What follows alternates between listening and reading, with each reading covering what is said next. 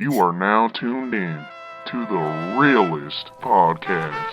MW, we back up in this thing. You can't roll with us if your last name don't got no loyalty. Podcast party poppin', but you already knew. I've been rolling with these folks. This that Monday night crew. Millennials versus the world like. Millennials versus the world like you. Millennials versus the world like. Millennials versus the world like you. Millennials versus the world. Millennials versus the world like you. Millennials versus the world like. Millennials versus the world like you.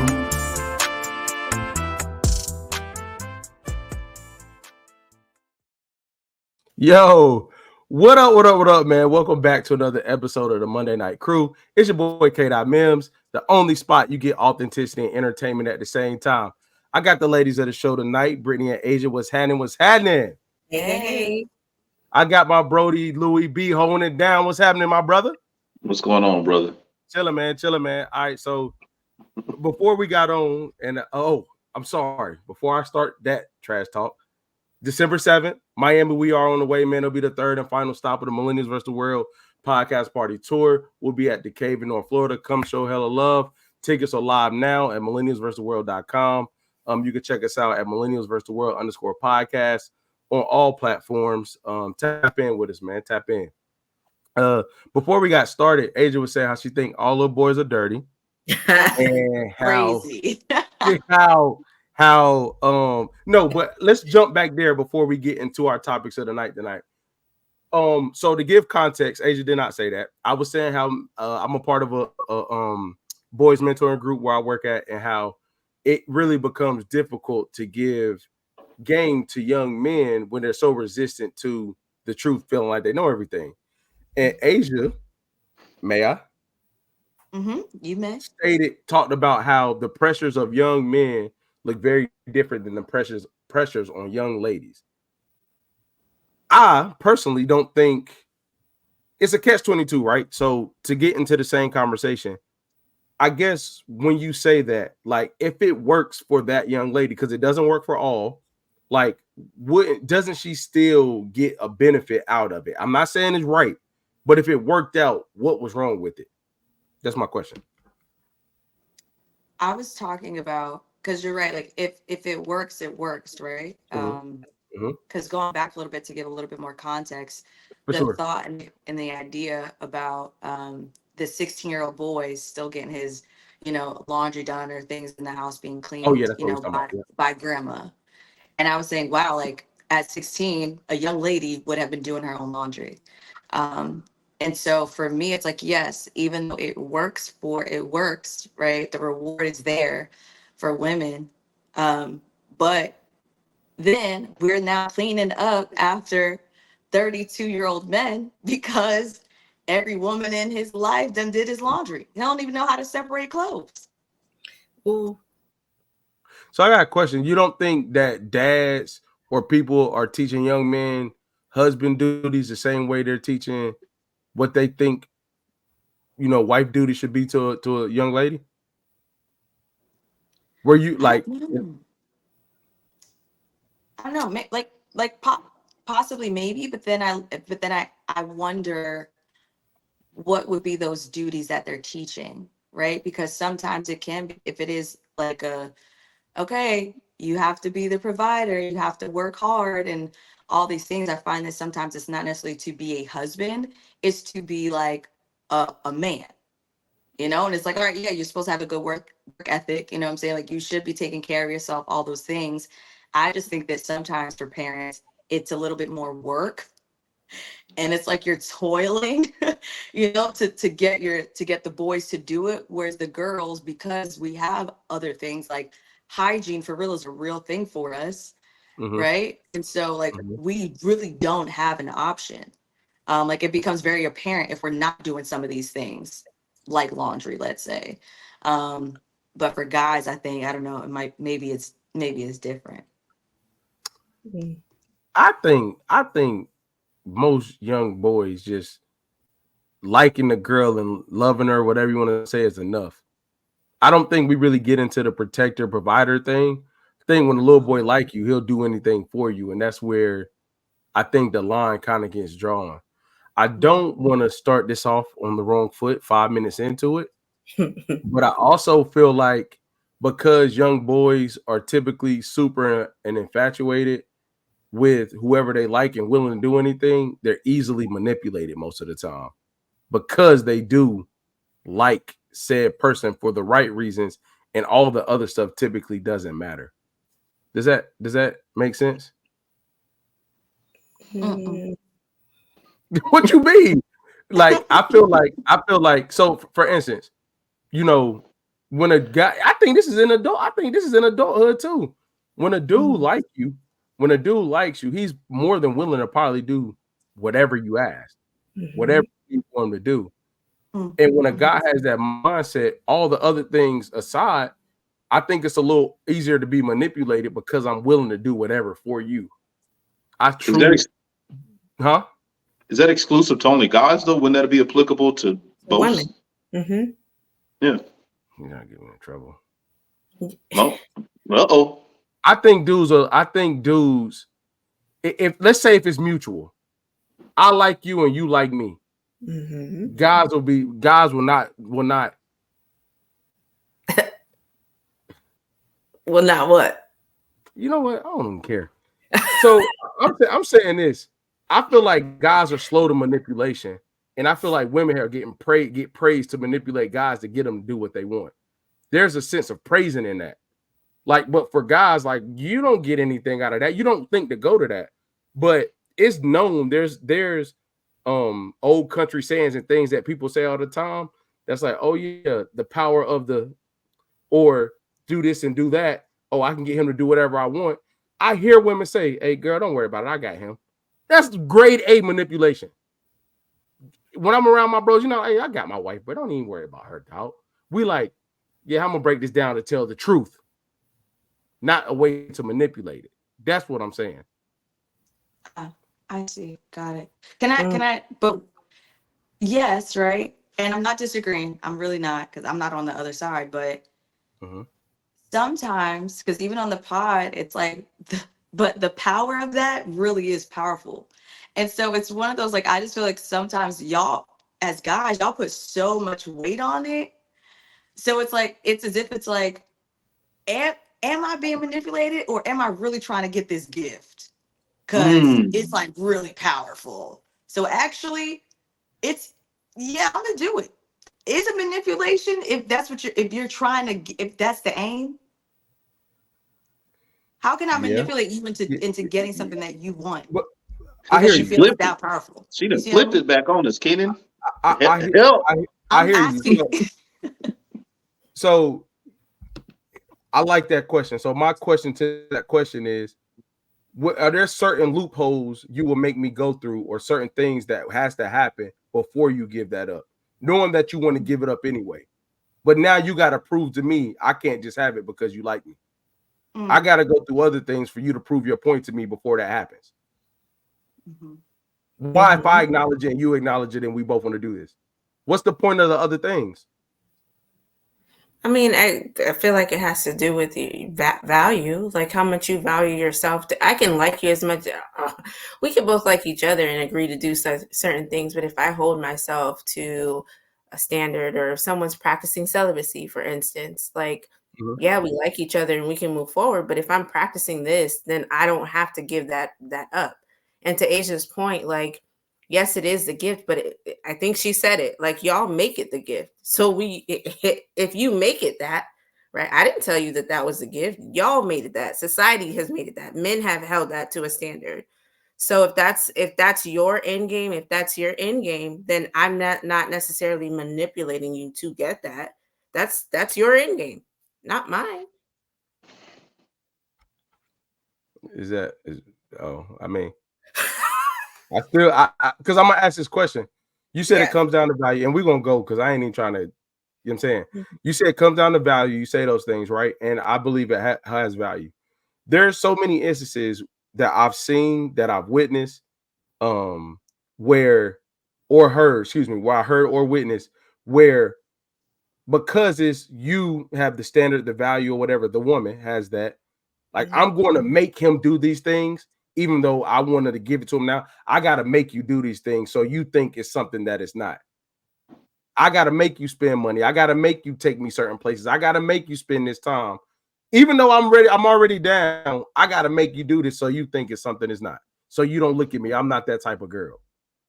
That's manipulation. That's true. I'll give you that. Okay. You know what I'm saying? Like, you know what I'm saying? Like, Lewis, you quiet over there, brother. You just down on the sword today? No, I was mad because Asia flipped it, and that shit made a lot of sense. But okay, but I still don't think it's, you know what I mean? Because I get what they're saying. Like we make it known that is a condition, or we put it on a pedestal. 40-year-old virgin. We put it on a pedestal, and we allow that to drive our behaviors, right? In order to get it. And when I think about it, and vice versa, the only thing that I could maybe correlate that to for a man is marriage. Right. Well, some of us may string women along for a certain time period or manipulate them in their pursuit of being, married. But I don't, and that's because for the same reasons that we typically allow that to be on the flower, so to speak, to be on the pedestal for the same reason. I hear you, bro. What Lewis said. What he said. Yeah. I still think men are slow to manipulate. Yeah, I think our intentions are different. I think we're more upfront. We're more candid about what we want, and women are more manipulative about how they reveal what they want. Is it still what Lewis said? Yeah, I agree with that. Okay. All right. Hey man, we about to get into the topics of the night, man.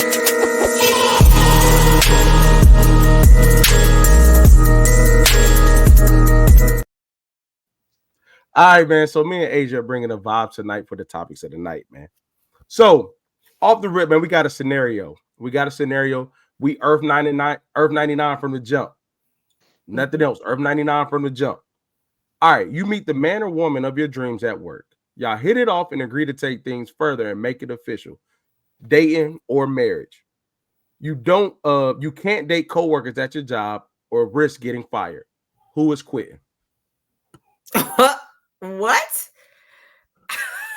So to sum it up again, you meet somebody at work, y'all hit it off really well, y'all go to the next level. It's policy that you all cannot be dating. You can't be dating publicly, I'll say. So you all agree to make it go to the next level, move in, whatever the case may be. Who's quitting? Who's leaving the job because y'all decided to go to the next level? Oh my God. After that conversation of manipulation, I can't wait to hear what y'all say. I got two. My initial response is whoever makes the least amount of money has to go, but I'll take it back. I think who is the most invested where they are, right? Whoever has the most interest in being or remaining should be the one to stay, and the one that quit is the one that's least invested in that place of business. Brittany? Okay. I'm gonna go with rock, paper, scissors, and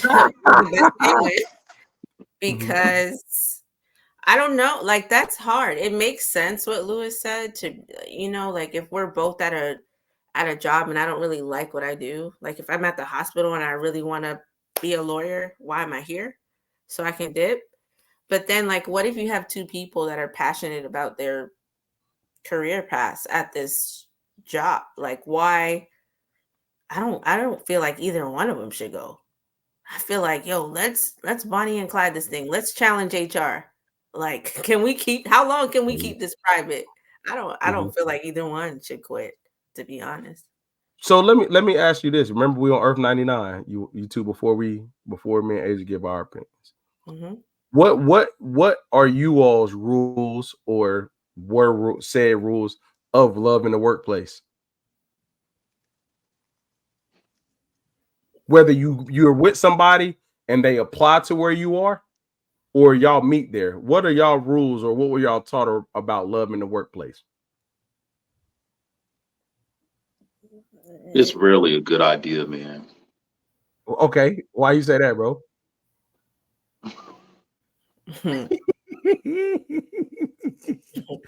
We listening? Louis. Go ahead, bro. Come on, man. It's just not a good idea. Boo. Hey, it is what it is. Hey, boo. Brittany, I've barely seen that work out, man. You can't get. I think space is good. I think that 8 hours away from whomever you're with is a good thing. And Uh-huh. how can I phrase this? Yeah. Mm, Yeah, take your time. at work, you know, I get to be a different me, Mm. right? Than I am at home. And if I'm with someone and they're there, I can't really be my full self. Not to say it's anything bad that's going to happen or negative, but you know, you're gonna have eyes on you, and everything I do, they're gonna run back and tell somebody else. I could have said hi to somebody, or someone could have came over to my desk, etc. And now it's this big ordeal out of nothing. Mm-hmm. Respect. Yeah. What about you, Brittany?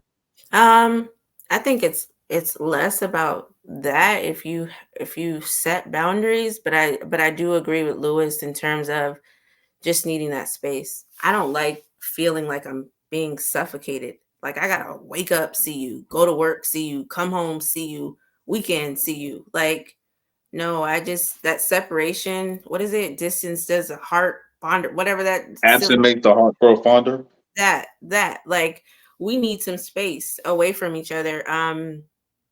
I also don't think that if you're a couple that likes, like, you're affectionate, sometimes blurred lines can be crossed in the workplace.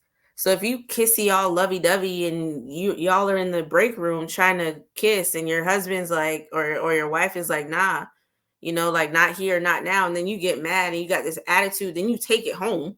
Now we got to deal with this at home when we just stuff like that. It's never a good look for me. I would never personally work with my partner. Now, if I met him there, that's different, but I would never tell him to apply. Or if I find out he's applying, like, don't apply.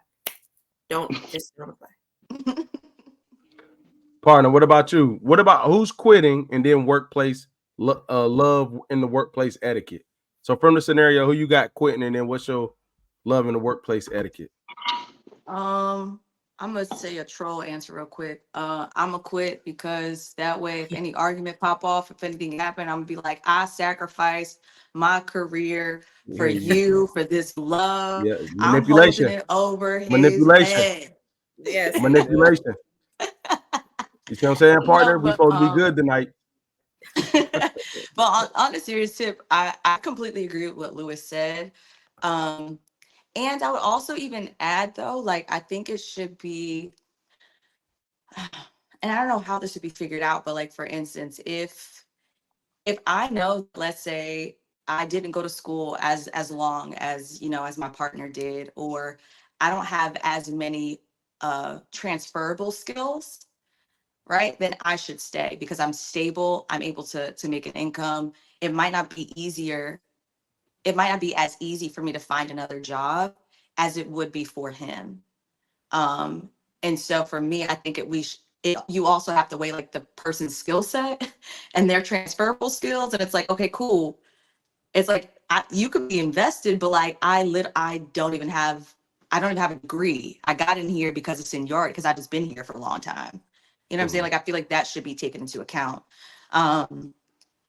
And yeah, I agree with that. Like, I'm not dating somebody in my workplace. I'm just not doing it. Number one, I personally don't want to be with a therapist. It's I rough. don't. Trust me. Yeah, you know, y'all are something. Mm-hmm. I'm gonna let that slide, but yeah, Well, like, I I can't speak what don't. I'm saying. No, say your piece, partner. But I don't. And so for me, that's already a thing. And I think being able to have, like, diversity in what you talk about when you get home. right? Oh, Like I love I that. like for It's a me, it's great like, point. no, like bring me into your world. I want it to have nothing to do with mine so that I can be teaching you things. You can teach me things. I think that adds variety and layers to the relationship. Because if not, I feel like it could get real stale real quick and the conversations could get boring. Asia, therapists all together or therapists in the same place you're one? Like you said, I wouldn't date a therapist. Like he can't be a therapist Yeah. elsewhere. No. You say he can't be or he could be? No. No. Mm-mm. Oh, dang. Okay. Yeah. Yeah. Well, go ahead. No, I was gonna say, I get why she's saying that, but I actually like the idea of dating someone in the same career field. Why? Because it brings different perspective. I do think male therapists and women therapists have different perspectives on things. So our conversations, we can kind of bounce off of each other, which I love, right? Because you're kind of stimulate the mind, challenge me a little bit. But so, and Keenan, I know you were prepping to answer your own question, but another thought came to mind in terms of like entrepreneurship. Like, what if your spouse has their own business? Would you not work? Like, I guess a question for y'all: would you not work underneath them, like CEO, COO type thing? Like, if they were your boss, would that be an issue? No, I think we couldn't be in the same. What's the word I'm looking for? The same. What's the correct word I'm looking for? We couldn't be in the same like development stage of our business. Like I wouldn't like if I'm trying to get off the ground and you trying to get off the ground, I think that's harder because it takes a certain amount of time. But if you found your vision of what you want to do and I'm able to help and I got to buckle down and take the back seat for the next 3-4 years to help you get that off, I think that's fine. I think it becomes hard if like, okay, I got the idea now, you got the idea now, let's both go now. Then it gets blurry because you just literally wouldn't have the capacity to operate in both spaces. I actually think that comes down to dynamics. You know what I mean? Like how I say it. I feel like in that instance, most guys will be easier to for it will be easier for most guys to work for their wife. If Mm-hmm. you were doing something I believe you wanted to do, and I am who I say I am, I think there's a lot more flexibility in my thinking and my support. Than sometimes, you know, the other side. I agree with that. Lewis. What I'm just Asia, what that face mean? We supposed to be on the same team tonight, yo. What that face I mean? know. And we've been against each other since jump. This is crazy. What that face mean though? No, I was just like, I knew he was gonna say something that was pinning women against the way that men do things. That's why I was shaking my head. Because I was saying, of course that's your answer, Keenan. Of No, course. hey, look, like I'm bit yo. Okay, like we about to have a real conversation for real, yo. Because now, Asia, I'm trying to say, well, we about to have a serious conversation. All BS aside, in our adult lives, where we're at, Mhm. I think in those instances, we're talking about support, pushing things forward, working for somebody, da da da. I think it's easier for a guy to release his ego. I'm like, okay, shit, what you need me to do? Okay, bet, let's do it. And not really ask those questions, or not really need a whole lot of battery, a whole lot of batteries in his back in order to do that thing. I think there's a certain level of convincing that you have to do with women, period. Like that's the way the game is going from dating into marriage. You do convince first before she's like, oh shit, okay, you got it. I can trust you now. Now, is there that level? Yes, but you have to work to that way quicker than a guy. A guy is most likely back to the beginning to be truthful up front. Hey, look, I'm willing to do bop, bop, bop. Let's get it. Am I tripping? I agree with Keenan on this one.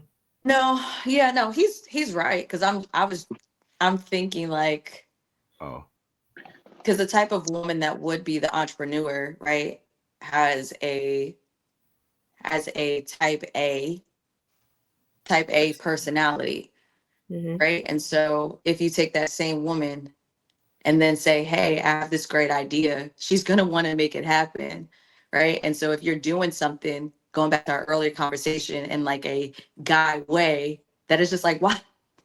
Like, what are you doing? A type A woman is going to say that. Well, why don't you just do it this way? Because it's easier if you do it this way, right? So I'm saying I agree with you because I can see that happening. I'm not trying to turn this episode left, bro. Because Lewis real quiet tonight, so I don't know what side, you know what I'm saying? I don't know how it's gonna go. So I'm gonna just I was about to give you a sound bite. Asia, can I ask? So Brittany, I'm gonna ask both of y'all. Let me start asking my partner.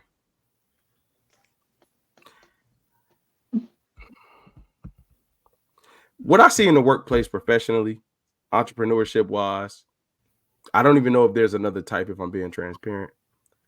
What I've encountered most times on women on very high levels, they're only that way. They're rarely any other way but type A. So from a male perspective, you see it so much in certain spaces, you know how to adapt to it because that's typically what it is. Entrepreneur on a high level is type A, type A, type A, type A, type A. So it's like you learn to adjust to that. And I don't think I think there's more than one way to get that done, but typically a very high percentage, that's what you run into. Can we clarify type A just because someone said, Go ahead, provide a Lewis. synopsis of what type A is? I just want to make sure I'm hearing it and we all have a understanding of what that is. Type A, How type A would is you define it? micromanage, fingers on everything. I got to know every bit of everything before it click go. I trust you, but I don't trust you. Email me twice. I need to know about I need to know about next June right now, and you got till the end of the day. You put a lot of negative tone on that. So Connotation.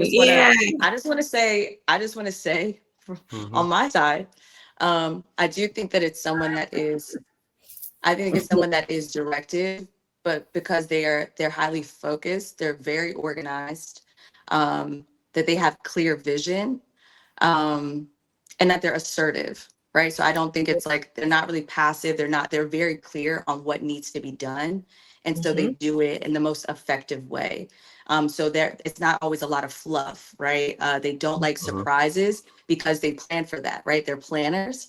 And so they don't leave things up to chance. It's kind of like, hey, let's plan for all these things. Okay, what needs to happen next? Okay, ready, set, go, to make sure that the end goal is accomplished in the most effective way. Leaders, they're goal oriented. Okay, that's type A. I agree. I wholeheartedly agree with those things. The way those things come out are ... So but I do think agree with you though, Asia. I just think type A, seriously, I just think type A lacks one thing typically is flexibility. And you gotta have that as you maneuver through any space. You gotta have flexibility. And typically any person, man or woman that's type A, lacks flexibility.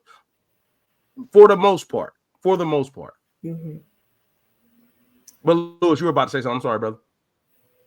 no, that was it. That was kind of where I was headed with it. All right. We love type A people though. Asia, I'm gonna throw it over to you for question number 2 though. Speaking of type A, Yeah, sure. In what aspects of a relationship should women lead? If any? And what she was cutting out for me, y'all. What she say? In what aspect of a relationship should women lead? Ooh.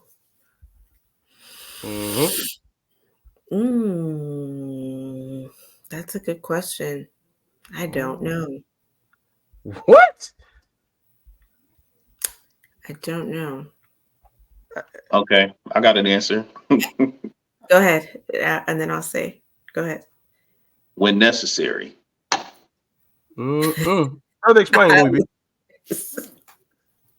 See, I think that when we get, you know, mesmerized by gender roles, but I think leadership is truly a display of making a decision and owning that decision in order to get said group or people to an outcome. I think the man is defined as a leader, and people who watch the show, y'all know my thoughts on that.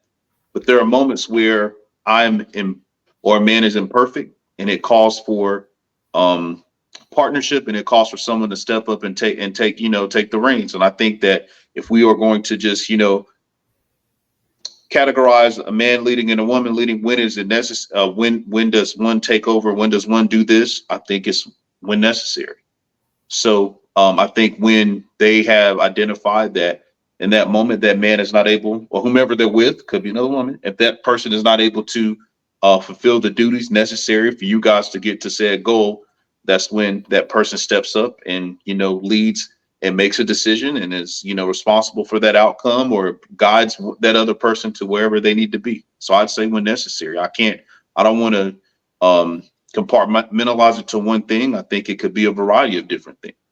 Mm-hmm. Mm-hmm. Yeah, I guess so. Lewis kind of said what I was really gonna say, and the reason why I couldn't really answer that question up front is because in my marriage, I haven't been in a space where I had to choose, right? Because my husband has led this family, and being a submissive wife, I allow him to do that. Not only allow, but I feel like that's the role that I've taken on, not because society says so, but because he puts me in the mind frame to do that, right? Like I trust him enough to do that. That's the word However, I was looking for. what trust? Trust. Trust. Yeah. Yeah, Trust yeah, and lead. Yeah. absolutely. And so when you have that, like you're as a woman, you're not really anxious to lead in certain capacities. Now I will say we do have a healthy balance in terms of effective communication and what that looks like for certain situations, right? So if it's something that he needs to come to me to talk to me about, yeah, I trust him to make a sound and effective decision, but maybe sometimes he needs my input on certain things. So I wouldn't say that I'm like Lewis when necessary, but I don't feel like if you are in a solid relationship, necessary doesn't come often, because it's almost like we're communicating through these things. The person that you're with, so I can lead my family in this direction without having to look at my wife for certain things. That even boils down to parenting, because a lot of people will say, oh, women are supposed to lead as a mother. Like, my husband is a damn good father, right? Like, so I'm hats off to the men out here, and even y'all on the pod, like, great healthy group of fathers here that actually take the leadership role as a parent in their household. So I just don't think it's subjective to one gender, if you will. Ooh, I just thought of something. I will say this. When we talked about raising kids, I think it's important for my wife to lead my son on how to treat women. That's not and then how to lead my daughter on how to be a woman. Because I Yeah. can't teach. I can demonstrate that for my son, but I think those things really, and when I think about it as my children are getting older, those are the conversations that I have with her. Because I'm like, hey, I need you to do this. Like, in order for them to be the people that we want them to be, this is what I need you to do. Right, for him and for her. Mm-hmm. So I would say those are two, especially in parenting. There are moments where I really do have to take a step back and follow her lead, right? For sure. So I think that's absolutely necessary in those instances. That's a good point. But I'm kind of leading because I'm telling her what to do. You know what I'm saying? Like, hey, you need to do It's, this. you crazy boy. What you think, Keenan? I do like both answers. I kind of get tapped out with the whole lead thing, but I will say this. I think it's like an everyday occurrence, right? Like, even as I'm making decisions or whatever, like, I don't want to dumb it down to pillow talking, but I think there's a lot of instances when you're relaying that information or in your process of thinking, she's kind of, checking you where you see fit, or kind of probing your thinking, or kind of giving you opportunities to kind of, be heard. And because, sometimes when you're the only person listening to it, meaning when you're thinking about it, there's nobody to further your thinking sometimes. And like, I feel like a lot of times, we think it's so objective. Like, do this, do that, do this. But a lot of times it's like a roadmap with little missing holes. And like we both, I know the end goal. I know where we're at. I know 6 out of 8 pieces. But we may need to shift these a little bit. This piece may need to go here. So I feel like it's on the daily. You know what I mean? And I think people look at it in such a large sense that they don't look at the day-to-day all the time. You know what I mean? Like there are opportunities each day where I could be led away from a bad decision that day, or I could be led away from something that I was going to do that I originally thought was good for said group, my family, whatever the case may be. But from an overall sense, you know, I think it's just kind of like case by case about what, in my case, what my wife is better than me at. I'm not trying to be funny, and I'm not. There's certain domestic things, and I'm not talking about cleaning. She just take care of, and I don't question it. Like I'm not from a even, and I don't mean it as like a grocery shopping. I mean like order, structure. There's certain things that she's put in place that I carry it out, but I didn't put that in place. You get what I'm saying? Like, so I look at that as a collaborative leadership piece to me, and it's every day. You know what I mean? I'm not gonna turn what I said backwards, but I'm gonna stop right there, Adrian. Yeah, I actually, Keenan, you said a lot of what I was gonna say, just as far as I think that there is like in the structure based on like what I believe, like the husband is the head, right? But I think that there are day-to-day things, and I don't think every decision in a relationship does not hold the same weight. No. So like where we're gonna buy a house does not hold the same weight as what we're gonna have for dinner. Sure. Or like who's going to cook it, right? It just doesn't. And so I think that there are some things that I think there are some things, to your point, Keenan, that are more day to day, and it is very collaborative. So like for instance, growing up in my household, my mom, she was the one that made sure like, okay, like we got this bill that's going to go here, or this is going to be whatever, because she was just better with organizing the finances, right? So that was her thing, and she did it. My dad didn't think twice about it, right? On the flip side, my mother never went grocery shopping, not one time. She didn't do it well. Matter of fact, we would know, my brother, we would know when she attempted to go grocery shopping. So my dad was the only one that we trusted to go grocery shopping, right? And I think it's because of their upbringing, right? My mom was raised in a middle-class home. My dad was raised in the hood. So for him, he's like, yeah, we're not getting stuff unless it's on sale. So we were getting so many things, right? Based on the budget we had. Me and my brother think, oh, we got mad food. My mom, she's coming home. Sure, T-bone steak is great, but now we only have groceries for the next couple of days. You know, and so I think it depended on, right? It depended on like, because my mom didn't have her concept of like a budgeting was not a thing for real. So my mom didn't even budget the household stuff. She just knew, okay, this had to get paid at this time, this had to get paid at this time. And so I think to your point, Keenan, it just depends on who is good at doing what for the betterment of the family. And then when it comes to the bigger decisions, even when it is collaborative, it should be, for me, my thought process, God speaks to the husband communicates it to the rest of the family. You know what I'm saying? And like the overflow of that. And I'll say this, and me and Lewis have talked about this offline a lot. Like I also think is if she knows, and I'm quoting Lewis, so I ain't taking my bro's credit. It's like she also has to see you talk to him though, in order to make that valid. You know what I mean? Yeah. But I will also say this, and I'm not being we you know what I'm saying? I gotta give some disclaimers tonight. I also think it's important about those decision makers because when it comes down to it, I gotta bear that weight if it doesn't happen. So I think it's very important that, like, yes, it can be collaborative, but at the end of the day, I gotta be okay with the decision made, because if it goes left, I'm not saying your wife is not there. I'm not saying she leaves or nothing like that. In reality, I have to bear if I make the wrong decision for my family, no matter whose decision it was. You know what I'm saying? And I think a lot of times, you know, we talk about accountability and disputes and like arguing, but a real accountability is like there are decisions you can make in a marriage that take you a year, 2 years to get out of. You know what I'm saying? Like, who is willing to really hear what comes along with 2 years of whatever it may be? You know what I'm saying?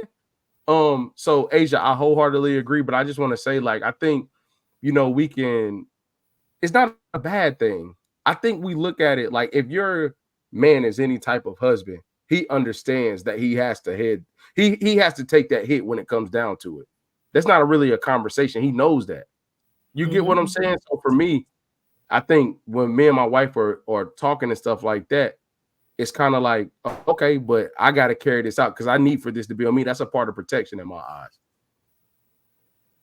Big time. I'm glad you said that, Asia, too, about, bringing the spiritual thing in it, because I think in one of our pods, our in live pods, I talked about my situation and how, like, one of the things that I knew that I could be with my wife is that she allowed me to lead. But, speaking now from a different perspective is because she saw, my commitment to my faith and where my leadership and my guidance was coming from, because it wasn't just me making decisions. It was me really seeking and garnering understanding and applying and approaching situations with wisdom. So, fellas, you got to earn that. It doesn't just come with the title. You got to earn the trust of a woman in order to lead them and to lead a family. And it's hard, but it's hard. It ain't easy. Facts. Women don't just trust anything, but I'm telling you.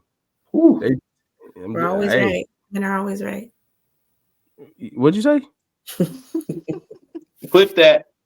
Yeah. Whoa, I need to make sure the audio was going. Let me Clip that for us, please. Yeah. So, all right. You're not supposed to be drinking yet, Brittany. Hey, I'm clipping that too. Hey, look. I ain't even peep it. All right, so kind of switching gears and switching vibes for a second, man. So y'all know we all millennials in this thing. I think the youngest millennial is what, like 27, 28 now, whatever it is. Is that Gen Z? It's Gen Z, bro. Yeah, that gotta be 28. 30, Our big age. 28. We're all in. I know 28 is the youngest one, right? They go to 96. 30 plus. Yep. They go to 96 because my little brother is 99. Yep, 96. Yep. All right. So what I want to ask you all, at our big age, is it okay for somebody to take the title of content creator and have no results or a 9-to-5 and work towards it, where they're a rapper, singer, content creator, whatever? Is it okay at our age to have that title? You don't have the results yet, and you don't have a 9-to-5 bringing anything in. Is that okay now where we're at in life? No. Absolutely not. Are we? I didn't say you was dating anybody. You by yourself. You may live with your parents doing your own thing. I'm asking. No, man. Like, if I just feel like as a content creator, like that specifically, you have to have you got to be somebody. Like, you got to have something, right? Like, I just can't be regular out here doing what? You have to. And so for me, like, that takes time, or I've seen people where it takes time, or you have a certain look, so it comes easier, or you have a certain gift, right? Like, you're funny and you do sketches, comedy skits, whatever it is, and it comes a little bit quicker. But if you don't, because that clearly says with no results, you need to go find a 9-to-5. Like, you need to find something else to do. We're too old out here to be playing. That's insane. So you don't believe in people chasing their dreams? Gotcha. Absolutely not. No. Not that dream anyway. Golly. Lewis? And I got a different opinion, man. Okay. As I've gotten older, and as I began to understand the landscape of society, that's probably more of a sustainable career than a lot of the stuff that we currently see, right? It's probably more of a safe bet than I think the things that we are maybe more familiar with, because that's where the culture shifted, right? So I would say they're kind of, as a content creator, probably ahead of the curve. And one thing I've noticed in my experience, because that's what we're doing in content creation, is that a lot of them start at ground zero and they eventually change and shift and then morphs to something different to where those things are successful. And there's this book I read a lot, and it says that there's profit in all labor. So if you are fully committed to something, 9 to 5 each day, it's almost impossible for that not to yield something if it's your passion. So I don't, I as long as you're not a threat to yourself or anyone else, and you have parents that are people that are willing to support you in your efforts, it is what it is. Go Age for it. don't matter. No, man, go for it. But Lewis, you don't think that like at this age, this big age, we need a sense Mhm. of security? I just feel like the internet can shut down tomorrow, right? Or like, I don't know, you stop creating content. You're not creative or innovative. You fall into depression. Whatever it is, your money literally relies on what you put out there, or your rapping or your music or whatever, versus a 9 to 5. Like, it's genuinely a safety net. It's security. I know that it's going to be there. I have to get up and physically go to make money. Yeah, that'll be there too, though. What do you mean? Like you could try that, and if you fail, if you decide you don't want to, you can go back into the work. You can re-enter the workforce. Okay. Asia, what's your thoughts? Ugh, I have so many of them. Say 'em all. I have more, and this is gonna, I don't know what it's gonna sound like, but because you're asking about content creation, being a content creator, a rapper, or an entrepreneur. I'm okay with two of those. One of them, I really am not. Don't come to me as a millennial talking about you about to be a rapper. It's something about that is, I'm really not okay with it. I'm not. You need to have a 9 to 5. You need to have life insurance, something, some type of insurance, right? Like, I'm tired of you just going to urgent care. You know, you say it Oh because my you're rapping. God. Sorry, I told you it's gonna be. I have a lot of thoughts, but Hey, and I guess it's they really do because be in urgent care, yo. and I guess it's because this is. I'm sorry to all the rappers out there, but I That's think just starting. because No with results. no result, and I don't know, but and I guess because I see, like, when I think about like content, being a content creator, I think there are so many things that goes into that. Like, I know for me, I feel like it's easier actually to go to have a 9 to 5 than it is to be a content creator. Number one, if you're a content creator, you are at the will of the viewers. You are then exposed to hearing their critiques of you and all that you stand for in real time. Some people by the thousands. Like, you also have to, before you get to a space, because you said no results, right? So that means that you are the one shooting, recording, editing, working around the clock, really not sleeping, for the hope and the wish that something sticks. Like, Mm. that's a lot. So I respect folks that can do that. Same with entrepreneurs, right? Like, but I still think that there should be, just because we're getting older, um, I think that there needs to be a level of security. And I really am thinking like insurance, like, not being funny, but even for me, like, I'm an independent contractor, right? Mhm. Essentially, that's the same thing as a content creator. They're an independent contractor, For right? sure. So if my clients don't show up, if I don't work, I don't get paid. So I also had to Mhm. think about, I'm not a 9 to 5er. For Mhm. those that know, I work all types of hours. Mhm. And there is a real struggle in that. And there are some days that I'm like, man, I wish I had a regular corporate job, that the Do security you, was just there. do you view yourself as an entrepreneur? Mm-hmm. I am, but I don't consider myself to be. At Why? tax time, she is. Mm-hmm. Right. Gotta be. Yeah. May I On ask paper, why? I guess I am. Um, No, not on paper, in real life. yeah, yeah. I feel like entrepreneurs have, this is really, it's a me thing. And even going back to us talking about like type A, type B, I am really a type B. I'm only a type A when nobody else is stepping up. Got you.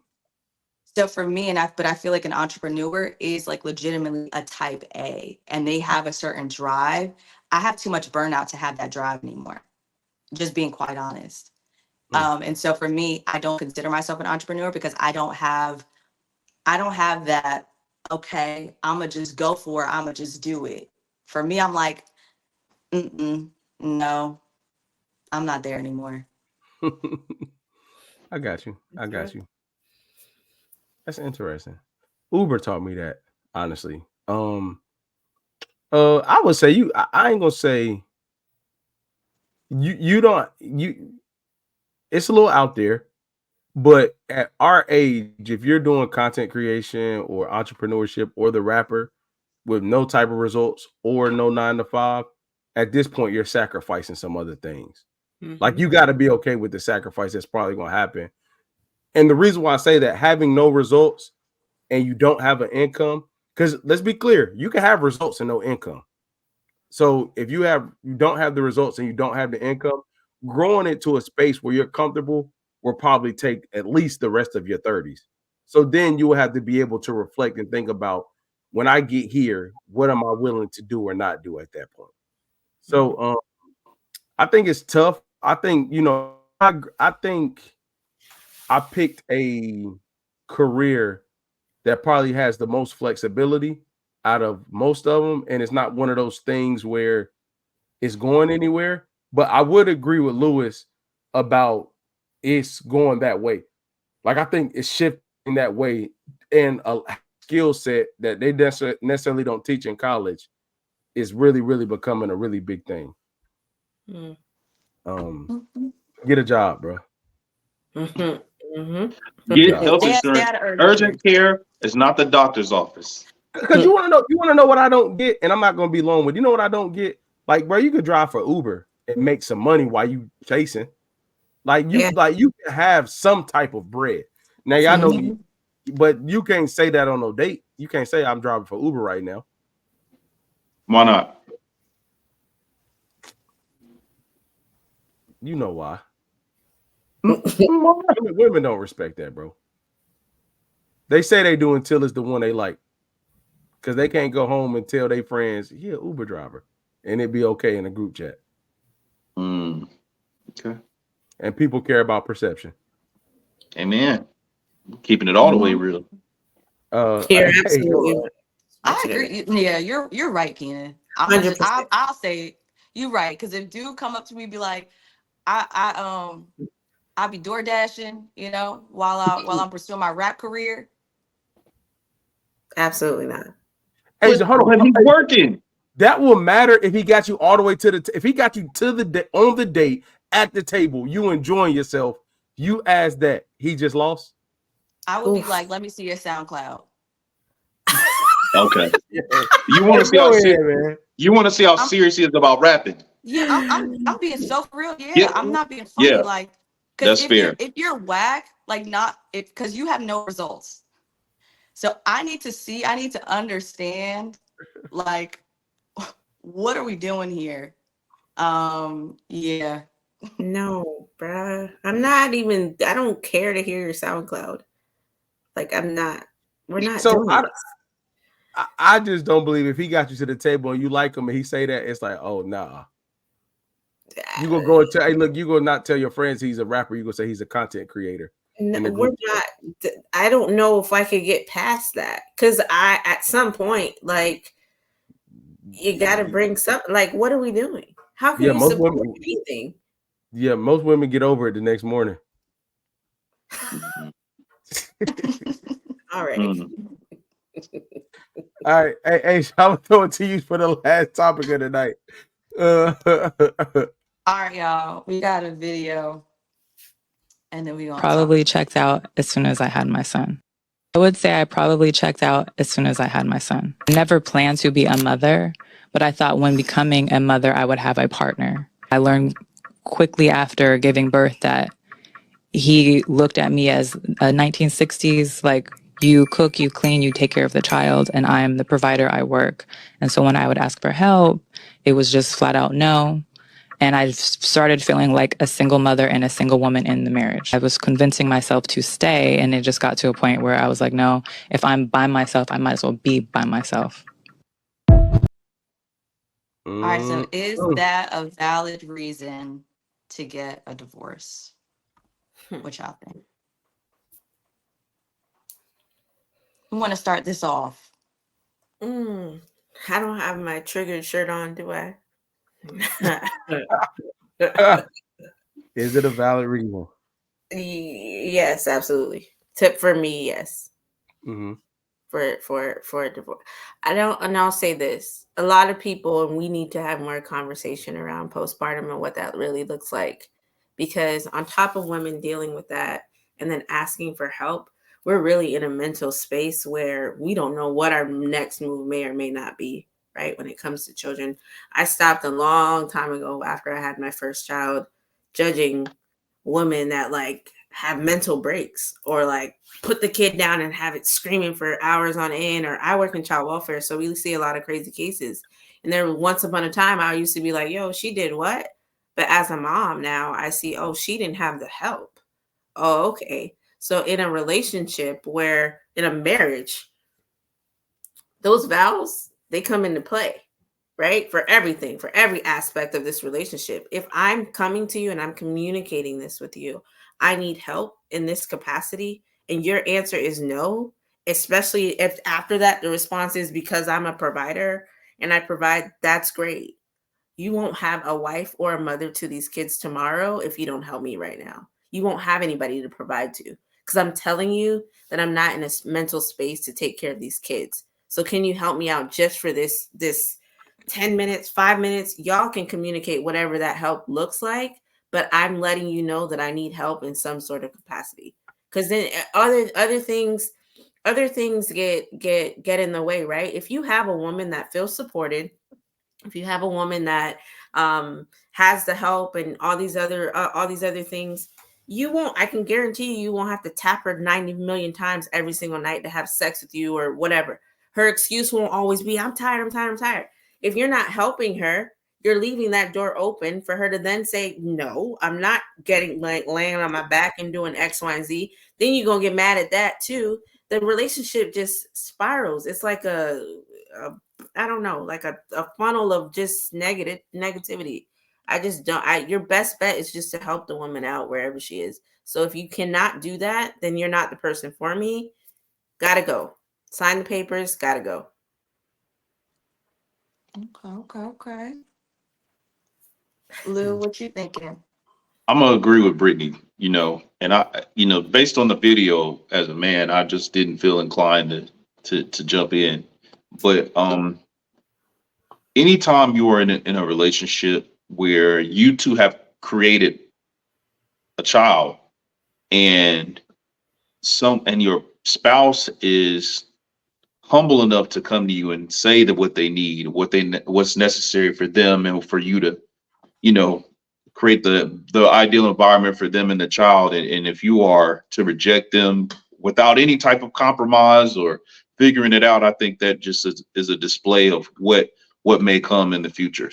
That phase of a baby is only a small part of what it's going to be for the majority of your marriage and your life. But I think we maybe talked about this before, it's maybe a future indicator of things to come, right? Because our dynamic when it's just you and I is totally different when you start to introduce little people or your children. So I think that is a clear warning of maybe future challenges that you may have to overcome. And I think that, to Brittany's point, I think that's a good reason to leave. Yeah. So to the video, I agree. Like, I don't think anybody should feel alone in something where you're not supposed to be. You know what I mean? I don't, and I really do. I'm not trolling. I'm not doing any of the things, but I have to be really, really honest and transparent in this moment. I do believe postpartum is by far one of the toughest things that a woman could ever go through. You know, I think being a father of two, seeing it, and this is another thing that I want to add to this to kind of, you know, um elevate my point a little bit, to understand postpartum when it's happening. Because most people who went through it, most of my friends who had kids had no idea what postpartum was when they had kids. I was able and granted the knowledge to know what it was when it happened. You know, as the opposite of the video, as an involved dad, you know, I think those places can get pretty dark for a husband being a supporter in postpartum. You know what I mean? Like those moments and the person you're supporting, transparently speaking, and this is not blaming, that person isn't available for you at all. They can't be, because of the same reasons why you need to support them.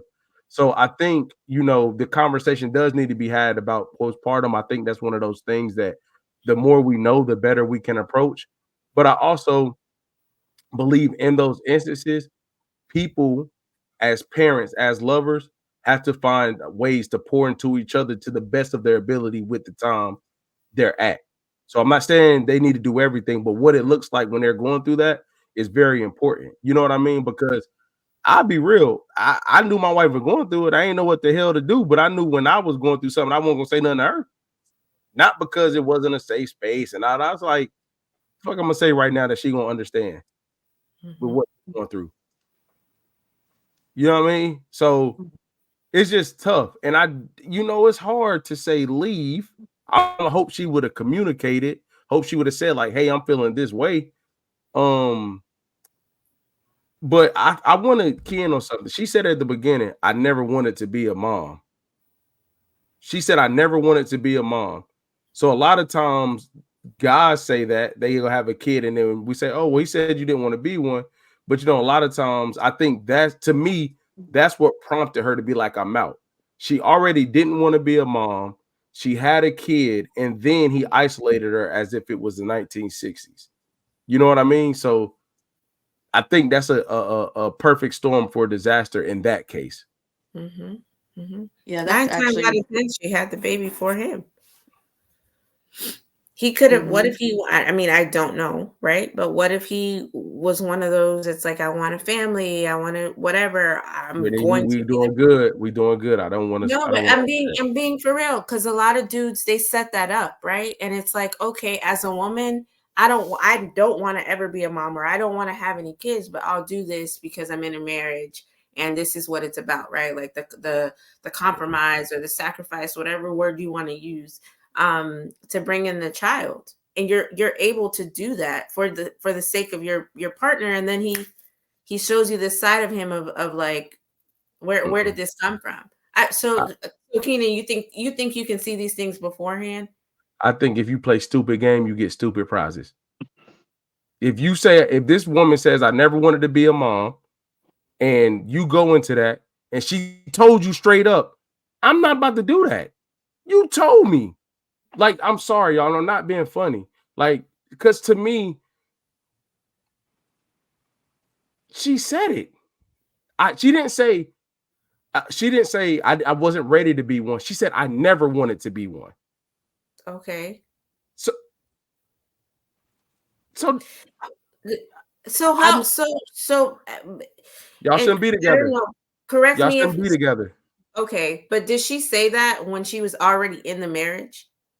Or did they have I don't know, maybe this is something I missed. Maybe they didn't say it. Maybe we don't have this context, because I feel like if she got married and then said, I never want to be a mom, I mean, how are you going to prevent yourself from not what we doing? Really and But truly. that's the thing I'm saying. Like, if I want to be a dad and a woman tells me she never wants to be a mom, we're not meant to get married. I said this in NC. I get things change all the time. But if somebody is super gun-ho on I don't want to do this, it's not where I'm at, we may have a little fun, but I'm not going to go make a lifelong commitment to somebody. Well, I know I want to be a dad, and you say I never wanted to be the mom, don't have a desire to be one. Excuse me. I'm not going to go into that trying to convince you to want to be this thing. And I'm not trying to sound rigid. I'm not trying to sound inconsiderate, but like, to me, that just don't make sense. If I know I want to be a dad and this woman said never, she didn't say I wasn't ready. She said never wanted to be one. I hear what you're saying, but sometimes when you can say things prematurely until you get into the relationship, right? And this is off experience. And I ain't never want to have an extra kid. You said an No. Hey, extra go one. ahead. Come on, man. What's an Yeah, extra kid? the last and final. I'm just being real with y'all. Like I Mhm, didn't.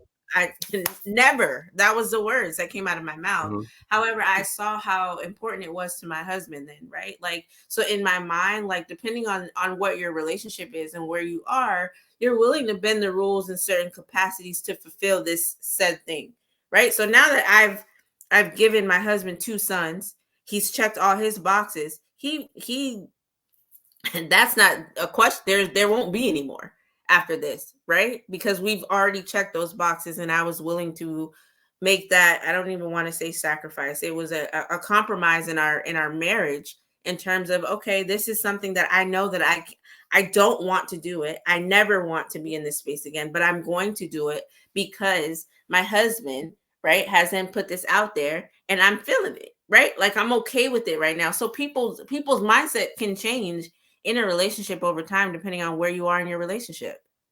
I So don't let me disagree. just Oh, go ahead. Go ahead. I'm sorry, Asia. Go ahead. real quick. Mhm, I think that just given what the information that we were given in the video, right? So mhm, she said, I never saw myself as a mom. I thought when it happened, I thought I would have a supportive partner. So she already had expectations. So and they were married, right? So she never wanted to be a mom. They were married. In a marriage, your assumption is you're going to have a supportive partner unless they tell you otherwise. So my thing is that I don't know if they had conversations around having children and the roles that they would play prior to. It's giving that this was something that happened because they're married, right? They were doing what mhm, married folks do. This mhm, happened. They did not have the conversation around what does it look like. She had an assumption that she would have a supportive partner because that's what she said, right? Because that's her husband. Why wouldn't he be? But in the same ways that she's saying that she never wanted to be a mom, what if he never wanted to be a dad? What if it came together with the basis of we just gonna love each other and just gonna be here and we're not planning for it for real? And then guess what? They're married. It happened.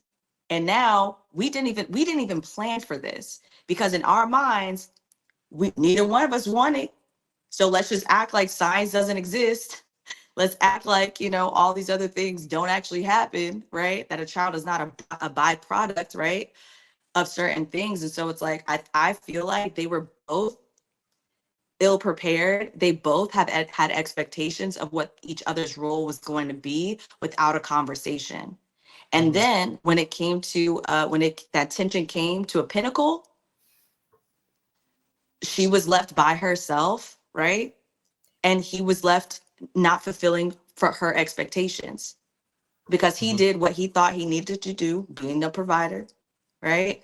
And she still had to care for her child, especially if she's, let's say, like breastfeeding or something like that. Like she literally can't not do certain things. You know what I mean? So I think it comes down to um, communicating at all levels of your relationship Mhm. because things do change, things do happen.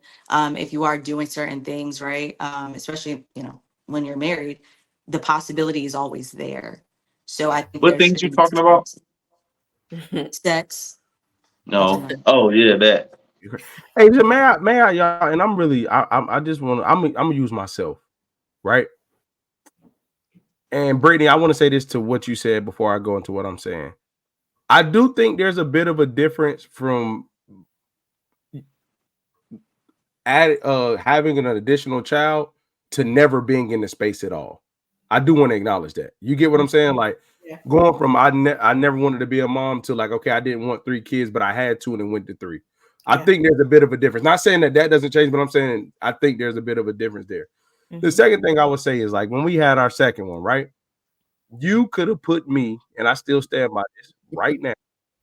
You could have went to the next door and put me on the table and said, "All right, let's go and get this over with." Because I don't want any more kids. I don't. So I'm willing to make a decision that holds me solely responsible for all of my actions moving forward. So I'm saying this to say, if one, hey, Mhm.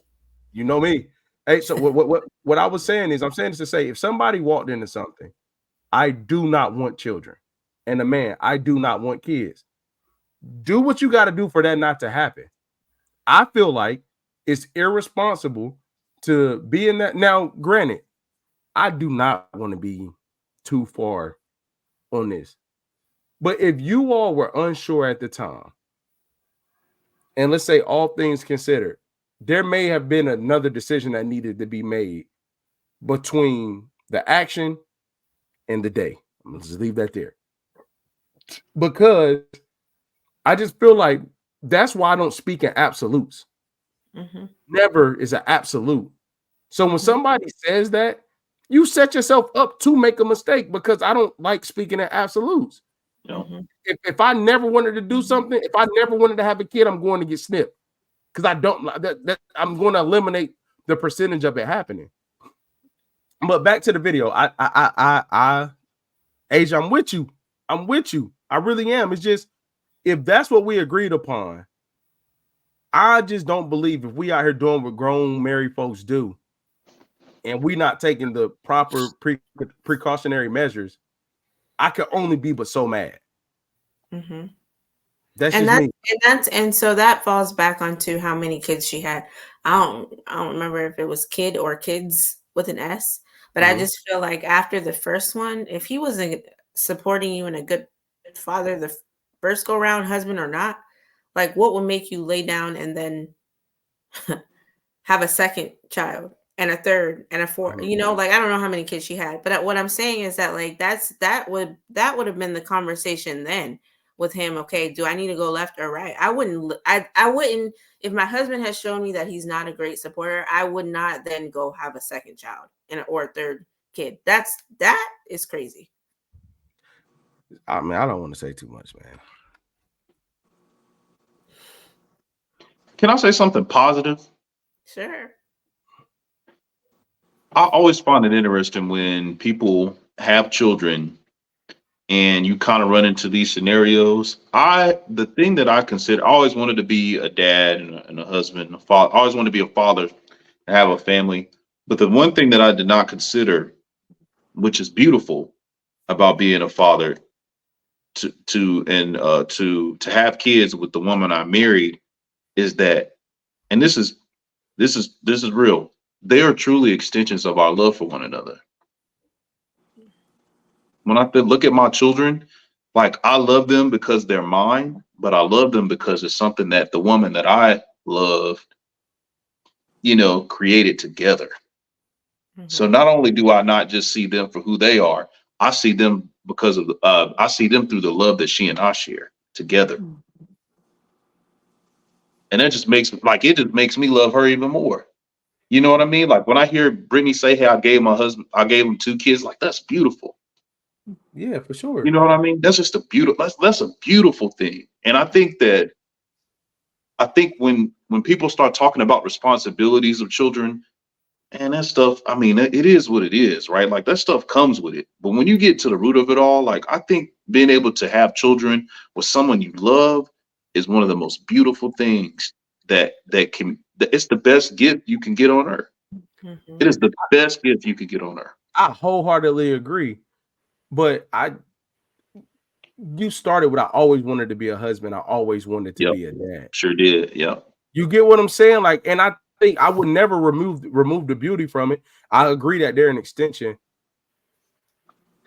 I I was just saying I think, didn't consider that, right? Like I feel like that made me a better parent. That made me want to do more. That I didn't. Mhm. I was like, yeah, I'm not changing diapers. I'm not, But when I looked at them, they were more than just a responsibility, oh yeah. See, and and they I are think, more than that. Yeah. and I love that perspective, right? And even that actually is what kind of makes me a little sad, like seeing that video, because it's like the narrative is like, let's say this woman, she never wanted to be a mom. She ends up Mhm. having, the baby. She's now, her eyes are now open to having the same perspective you have, Lewis, of like, oh my gosh, this is an extension of the love that me and my husband have. But my Mhm. husband does not want to help with the product of our love. So then what does that say about the quality of our love? What does that say about what Boom. he feels about Yeah. not just our child, but me and the woman Yeah. that he married, right? Yeah. And so Yeah. that's when what is a blessing can become a trauma, right? Like Yes. for some people, for real quick, super fast, right? So now, and I'm just taking a step further now, if she does have this divorce, right? If she goes through with a divorce, now she still has the extension of what she believes is a blessing for her, potentially, right? But then it's also a reminder A that trigger. she wasn't enough, that her child wasn't enough for her husband to step up, to see her child the same way. Like that's the part that's like, dang, that's actually sad. You know what? I'm gonna be vulnerable. You know why I took on that mentality? Because I had to have the conversation with my parents, and I realized I wasn't that. You wasn't what? That I wasn't an extension of how they felt about each other. My brother and I. Oh, We oh, were just gotcha. We were just byproducts of an event. So you think kids fall in those two lanes, an Yep. extension or a byproduct? Mhm. Got you. Respect. Mhm. Yeah. Mm. You know what? As effed up as my parents' dynamic is, I think we were an extension of their love. Because both of my parents loved us, but they couldn't stand each other. Hey, look, at me and my brother ended up the same way for a little while. So I believe it was an exact extension of them not being able to say, you know what I'm saying? I just, I agree I really do agree with you all, man. I just think it's, you know, when I look at my kids, there's nothing I wouldn't do for them. I talk to that. There's two little people that I'm doing life with. I just think, and I'm gonna leave this here because I know I'm being long-winded. When you say extension of love, it's like people don't ever think about the other side of that. You know what I mean? Because there are so many kids that are extensions of love and in great situations and stuff like that. But there are so many kids that are a direct reflection of their parents' love, and that's not always positive. And I think sometimes when you come into things and people say things because we love them, because we care about them, we don't actually listen to what they're telling us. I just really believe that. And it's hard, it's not easy, you're in love, but like, Yeah. Parenting in general. I'm on both sides of that, right? Like my sons are an extension of love, but I think my daughter is too in this household currently. for And I sure. say that because to your point, Keenan, my daughter had to unlearn stuff and I had to unlearn stuff and I had to teach her that she's not just a byproduct, that me and her father once upon a time. However, this is a situation, but now here is your stepfather, your bonus dad, whatever you want to call him, who loves you just the same. He's been in her life since she was yay high. So she remembers him through her life journey as well.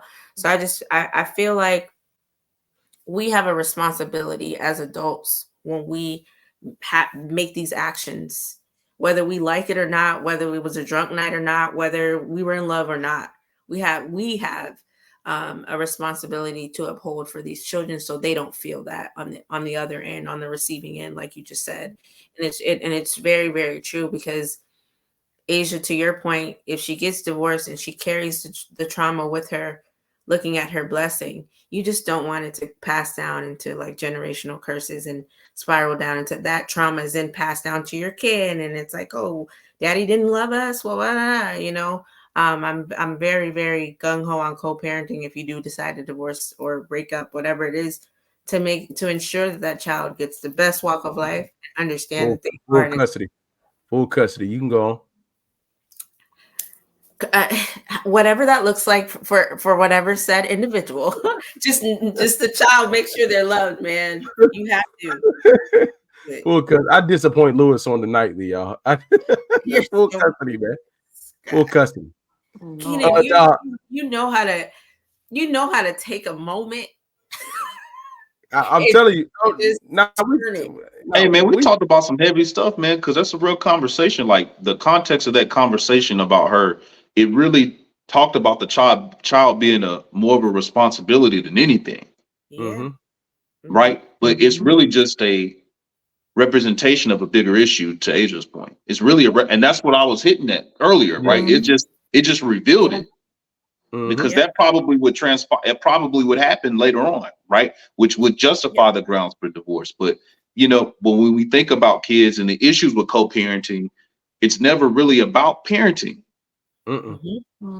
It's never really about parenting. It's about what the child represents to those two people, which is a shame. It is. And I'll say this, and then we're gonna go to fair or foul. We're just gonna do one and get up out of here. Yes, sir. The culture around having kids is different now. Yeah. Like people have them like, oh, man, I got a kid, bro. Like, okay. Like the culture around it is different now. There's not a lot of intentional baby making, no pun intended. Like, you know what I mean? Like, this is the person I want to be with and live the life with. And to the video's point, I said this with last name loyalty. What he turned into seemed like an uncommunicated expectation on her. That he never talked about that part of it. Like, I don't plan on doing X, Y, and Z. But nevertheless, partner, great video, great topics. We're gonna get to one fair or foul and we're gonna get up out of here.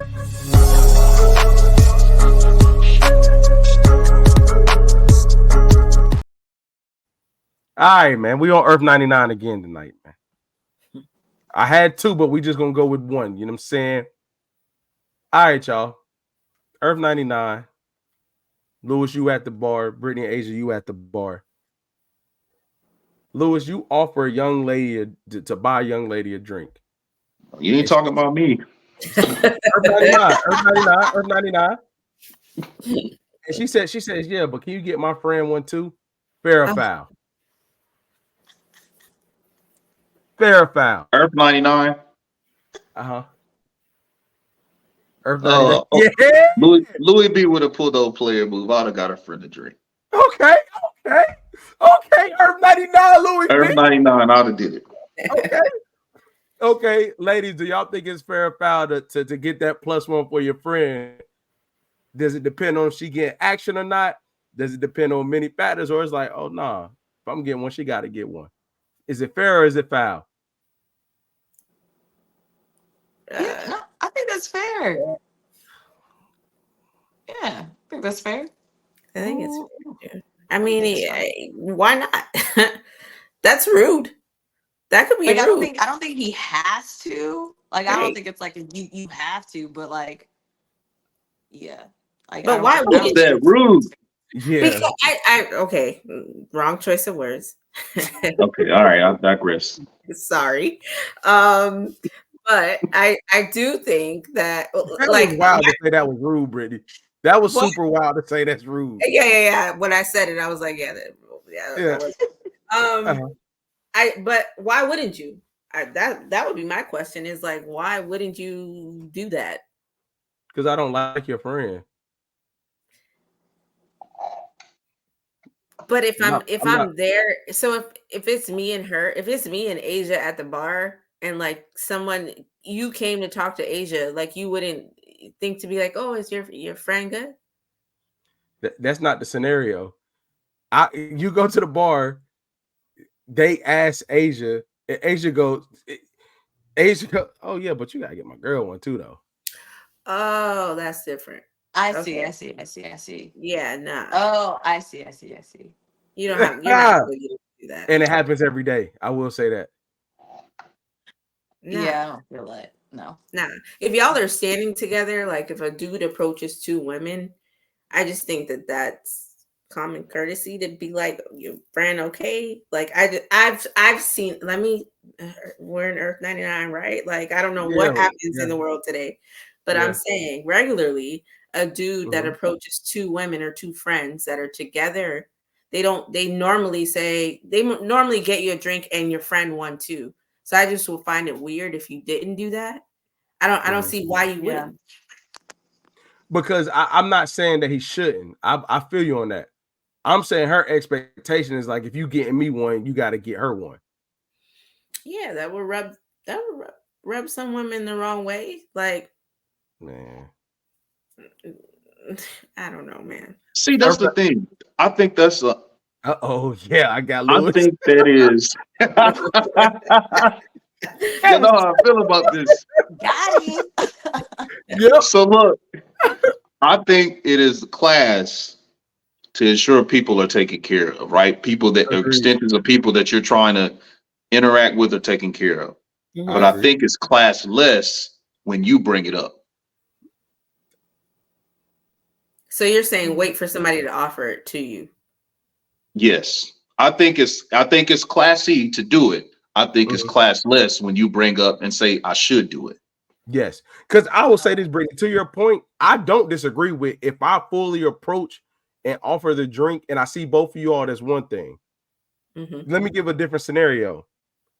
You vibing, da-da-da, your friend over there on her phone because she's not getting any attention yet.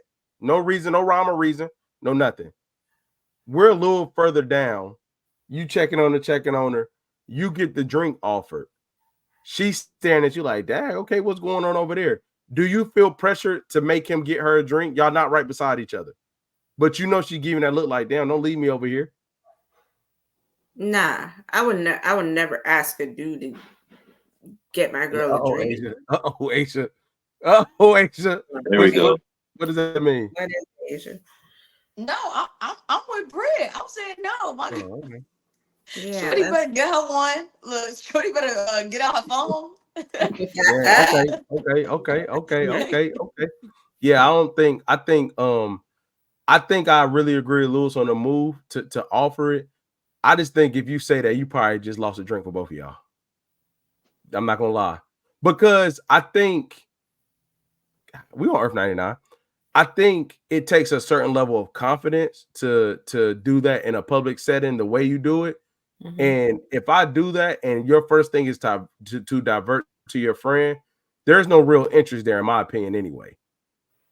Like if I'm going to approach and the first thing you do is go that way, you're just trying to get a drink for you and your friend, to me. Because if there's genuine interest, go ahead. I mean, and you could flip that too, and vice versa, right? Like, I think if you approach me and my friend and don't get her a drink too, then are you really what's the angle here? Why couldn't you just spend an extra $5 and get her a drink too if she's standing next to me? You don't think that in a woman's mind you could literally lose points for that? So Earth 99, you send both the drinks instead of offering. You send them. That's cool. But what I'm saying is, if there's an approach and we're rapping and I offer you a drink and your thing to me offering you one, because this is another thing of it, right? Let's go here with it. If I'm engaging in a conversation with said young lady and your friend is being standoffish with her back turned, acting like she don't even want to be here anyway, I still owe her that drink. I like that. I mean, what if she's trying to respect our talking time? So respect the drink time too. Keenan knew that was perfect timing. But real talk, do y'all get what I'm saying? No, like if I'm engaged in a conversation with you and you being stank, like, oh my God, like, okay, like you done gave me the cold shoulder, why I'm gonna offer that drink? Now, if I'm engaging with both of y'all, knowing I have to do that in order to talk to you, I feel like it's fair game. It's fair game in that instance. A real player gonna engage both of them anyway. That's what you do. That's the key. Yeah, I don't disagree, Lewis, but for the purpose of the fair or foul, if I offer one and her thing is got to get her one too, yeah, we going. It's foul if she say it. I'm not gonna lie. It's foul. It's foul if she says it. Yeah, I think it's classless. It should be understood, but it's foul if she say it. It's foul if she say it. Can I ask you all this? Are there instances where he gets both drinks and for that night he just bought 2 drinks for no reason? Yes. What? Yeah. Most times he probably did buy them 2 drinks for no reason. Yes, I was thirsty. Thank you. No, y'all don't feel any type of obligated to have a conversation. No. To have a conversation? Yeah. Y'all said before, drinks buy you time, right? Yes, if I'm going to take up your time. Conversation. Yeah, I said a conversation for sure. Oh my God, y'all are Brittany said no. That's wild, dog. I just don't Like, just because you buy me a drink, I now have to talk to you. Like I need people to understand this. You buying me a drink is your decision. Like, right? Like, you have interest in me. I didn't say that I had interest in you. So if you want to perform that nice gesture of buying me a drink, thank you. Right? But I'm not obligated to engage in a conversation with you. And I for one, it depends on where we are too. I'll say this because I don't like talking in the club or back in the day, right? I don't, it's loud. I can't hear you anyway. Half the times your breath is hot and stank, and I just gotta go. I just don't want to engage. golly. So I just feel like that environment itself is buy me a drink and maybe exchange a number or Instagram or whatever it was at the time, and we can catch up later because we're in an environment where we cannot hold a conversation. So you do agree that there is an exchange. There is some type of exchange that should, or yeah, because it's an entryway, so should take place. And yours is via information. It can be if I'm interested. If I'm interested Mm-hmm. and have to and I feel like a lot of women don't do this, but maybe they should. And that's not accepting the drink from somebody that you're not interested in, because we give women, we give this false notion that we're now interested in this person because we took a drink from him. So there's an expectation that comes with that drink. I used to tell my friends all the time, you don't like that nigga, don't take a drink from him because he's going to follow us around this whole club because you took that one drink, right? Like, so now he's looking for something. So I just feel like a lot of women don't do that because they have this motive of, let me get a drink because I want to drink and have a good time. I'm going to get a man to buy it for me. And I don't have to entertain him at all. Cold-blooded. Because, bro, I just, before we get out of here, I just think that what's the other way besides if you think he cute or not? So is your initial attraction in that space the only thing that gets him a conversation? Because drinks don't. Said drinks don't give me a conversation. So y'all's initial attraction to him is the only thing that gives that. Yeah, like physical attraction is the main. Like what I'm saying is, you said like if you buy me a drink, that does not mean I have to talk to you. You just did a nice gesture. Mm-hmm. So the only thing that will get him some of your time alone is it the confidence in the approach, or is it only physical attraction? Since the drink doesn't do it, what does? Yeah, one, it's physical attraction, but two, the confidence in the approach is definitely on the radar too. You have to, for me personally, let me say this, I don't drink. So you buying me a drink is not going to do, I'm going to turn it down anyway, because I'm not taking alcohol from you. So you have to be confident in your approach, and I have to be physically attracted to you to engage in a conversation. Have you ever got a drink and gave it to one of your friends? All the time. Man, you cold, man. All the time. Golly. All right. Hey, look, man, appreciate y'all tapping in with us. Asia, did you have anything else on the fair foul with the drink? I just think, just real quick. No, do your thing. To Britt's point though, because like I don't drink either, but for me, I love a good plot. So I would be more interested in how you respond to me saying I don't drink. Oh, okay. That would actually get you a conversation or not. Just because I feel like if it's like, oh, like you don't drink, you know what I'm saying? It's like, okay, sir, I don't, and now I'm gonna walk away, right? But if it is something like, even if he says something that's funny, y'all know how I feel about humor. So even if he says something that's funny, like, all right, then cool. I was gonna get you a seltzer and cranberry anyway. You know what I'm saying? Which one? A Shirley Temple? I'm cracking up. Yeah, actually, I do want a Shirley Temple. And so for me, it is about, to Britt's point, it is about the approach and how you respond to like me not drinking. Fire. That's fire. Shirley Temple, guys. You heard it here first. All right, man. Appreciate y'all tapping in with us, man. It's your boy K.Bims. I got the ladies of the show, Brittany and Asia, with me. My bro Louis B. We are the Monday night crew. Well, 4-6 of the Monday night crew. Salute to Jay and Princess, and we are out.